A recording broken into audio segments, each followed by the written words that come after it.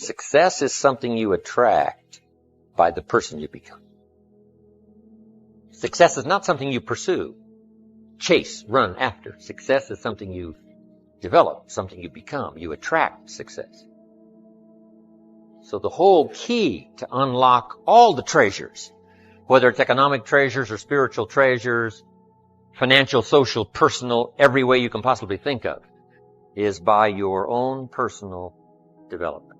And then he added one more, which is so important, and it's probably worth the price of the seminar. Here it is. What you become is much more valuable than what you get.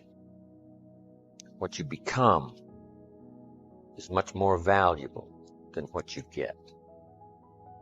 The major question to ask on the job is not what am I getting here. The major question to ask on the job is what am I becoming here? Not what am I getting, what am I becoming? So it's very important what you become. Because what you become attracts. If you become cynical, you attract cynicism. What you become attracts. So this whole subject of personal development was so vitally important to me. It changed my life. I was a millionaire by age 31. And that was just the economic part of it. It took me 6 years from age 25 to age 31. It was unbelievable. Remember, be a student, not a follower. And here's what you must always do. Design your own personal life. I'm very happy for people to take notes at my seminar, but I'm also just as happy if somebody says, hey, this is not for me, tear up all these notes and throw them away. That's just as valid for me. Right. Remember, be no one's disciple. Chart your own course. Make what you do the product of your own conclusion. What I'm saying here is be your own person. You don't have to be a model of someone else. You don't have to do it like anybody else. Right? Do it like yourself. Buy what you want to buy. Listen to what you want to listen to. Make changes if you want to make changes, and don't make changes. Right? It's your life. I'm telling you. And don't let anybody persuade you any different. Success is not a stereotype. Success is not a Ferrari. Success is not an automobile. It's not a house. It's not a place. It's not money in the bank. It's not $1 million. That's not success. Success is the continual unfolding of the design of your own life and pulling it off. That's what success is. The continual unfolding of the design of your own personal life and pulling it off in whatever degree you wish. That is success. Successful in doing whatever you want to do that makes sense to you, for you, your family, your responsibilities. Or take on responsibilities or refuse responsibilities. That's strictly all up to you. Let me tell you what I think messes up the mind the most. Doing less than you can. It causes all kinds of psychic damage. Being less than you can be, trying less than you can try, somehow damages your mind, your self-image. Here's what I've discovered. The minute you turn the cycle around and start motivating yourself, you'll see immediate rewards. Maybe not monetary ones, not yet. But it's how you feel about yourself that's of the greatest value. Discover all you can do. See how much you can earn, how much you can share, how much you can start, how much you can finish, how far you can reach, and how far you can extend your influence. Some people out there would have us believe that positive affirmation is more important than activity. Instead of doing something constructive to change their lives, they would have us repeating slogans and canned affirmations like, every day and in every way, I'm getting better and better. Well, improving our lives doesn't just happen with wishful thinking. Getting better and better only happens with the discipline of doing better and better. Discipline is the requirement for progress. And affirmations without discipline are, in all reality, delusions. Affirmations can be effective as long as you remember two very important rules. Number one, you should never allow affirmation to replace action. Feeling better is no substitute for doing better. And number two, whatever you choose to affirm must be the truth. If the truth happens to be that you're broke, the best affirmation would be to simply say, I'm broke. Face it, accept it, be responsible for it, and change it. By admitting that you're broke, by saying it out loud, you'll probably be disgusted enough to start thinking about how to change the situation.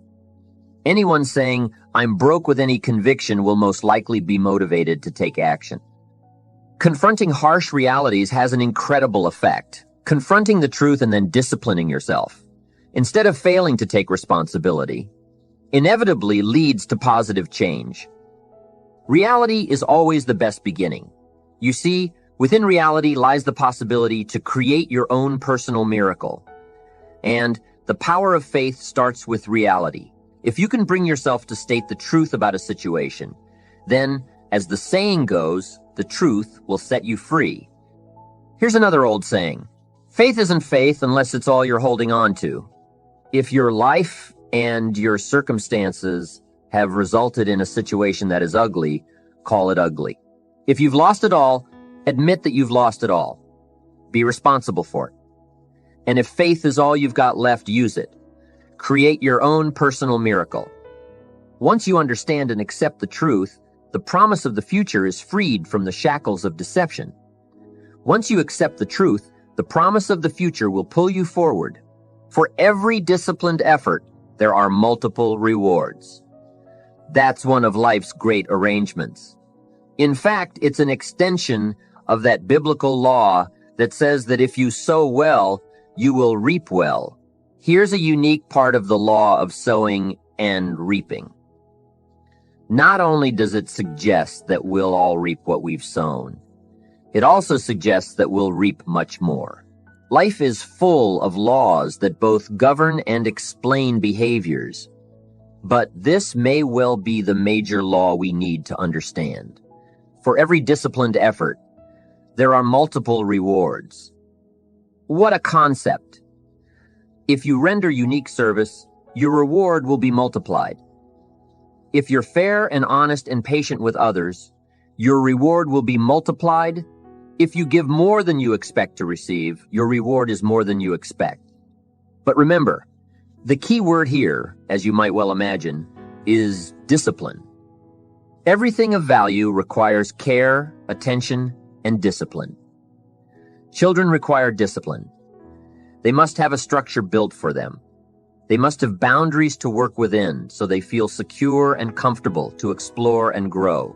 They must learn to recognize what's right and what's wrong, what's acceptable behavior and what's not acceptable. Children require constant and consistent discipline. Otherwise, they'll be confused as to how they're supposed to behave. Likewise, our thoughts require discipline.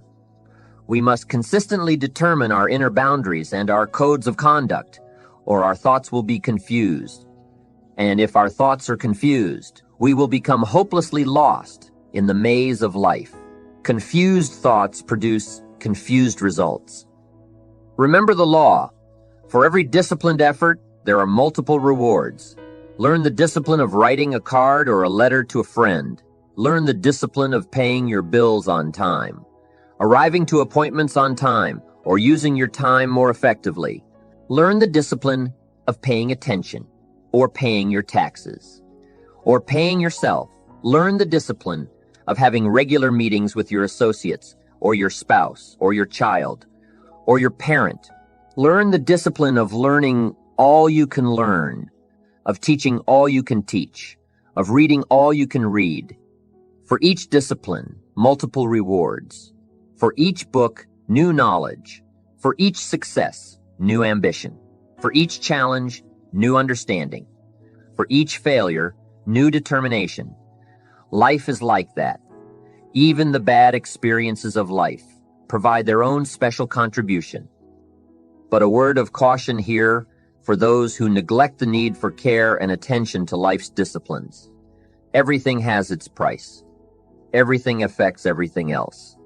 Neglect discipline, and there will be a price to pay. All things of value can be taken for granted with the passing of time. That's what we call the law of familiarity. Without the discipline of paying constant daily attention, we take things for granted. Be serious. Life's not a practice session. If you're often inclined to toss your clothes onto the chair rather than hang them in the closet, be careful. It could suggest a lack of discipline. And remember, a lack of discipline in the small areas of life can cost you heavily in the more important areas of life. You cannot clean up your company until you learn the discipline of cleaning your own garage. You cannot be impatient with your children and be patient with your distributors or your employees. You cannot inspire others to sell more when that goal is inconsistent with your own conduct. You cannot admonish others to read good books when you don't have a library card. Think about your life at this moment. What areas need attention right now? Perhaps you've had a disagreement with someone you love or someone who loves you, and your anger won't allow you to speak to that person. Wouldn't this be an ideal time to examine your need for a new discipline? Perhaps you're on the brink of giving up, or starting over, or starting out.